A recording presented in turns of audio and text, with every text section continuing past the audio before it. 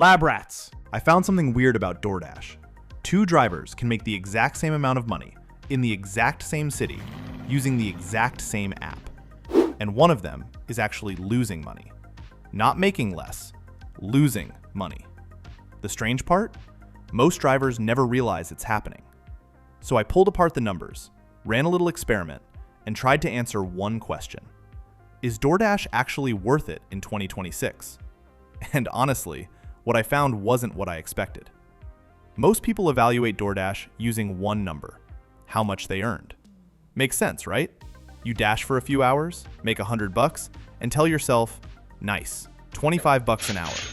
Case closed. Except it isn't. Because there's another number quietly growing in the background every time you accept an order. And if you never track it, you can accidentally pay to work. So let's run a quick lab experiment. Imagine two drivers. Driver A makes $120. Driver B makes $120. Same city, same app, same earnings. So who made more money? Most people call it a tie. It isn't. At first, I thought I was analyzing a side hustle. Then I realized I wasn't. I was analyzing a transportation business. And transportation businesses have a very annoying employee, your car. Now that's not exactly breaking news. Everyone knows cars cost money. But here's where the data got weird. Most people dramatically underestimate how much. Gas gets all the attention. It's basically the celebrity expense. Every time gas goes up 20 cents, people act like the economy has entered a new dimension. But while everyone's staring at gas, another expense is quietly sneaking away with your profits. Depreciation, maintenance, tires, brakes, oil changes. And the weird thing about depreciation is that it doesn't send you a bill. Your car doesn't text you. It doesn't email you. It just quietly waits. And then one day you look up and think, wait a second, where did all my money go?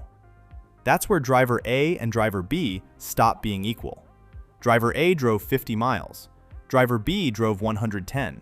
Same earnings, completely different business. When I ran those numbers, I actually stopped for a second, because both drivers would tell their friends, I made $120 today. But they didn't build the same business, not even close. Which raises a bigger question.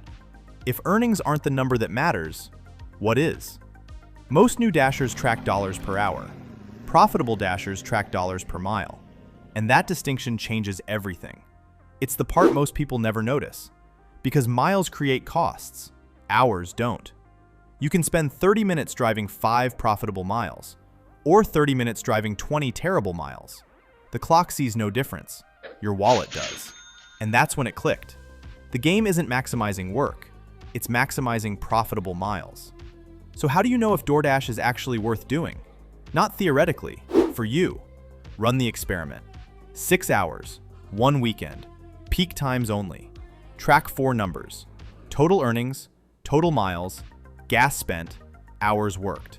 Then calculate your real profit. Not app profit, real profit. The number that survives after your car starts taking its cut. And here's what caught me off guard. Most people don't need more hours. They need better numbers. A few small improvements in miles per order can outperform working an entire extra shift.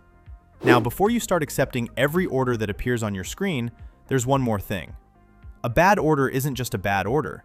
It's an opportunity cost. While you're driving that order, you can't accept a better one, which means the real cost isn't what the order pays, it's what it prevents. Most people chase activity.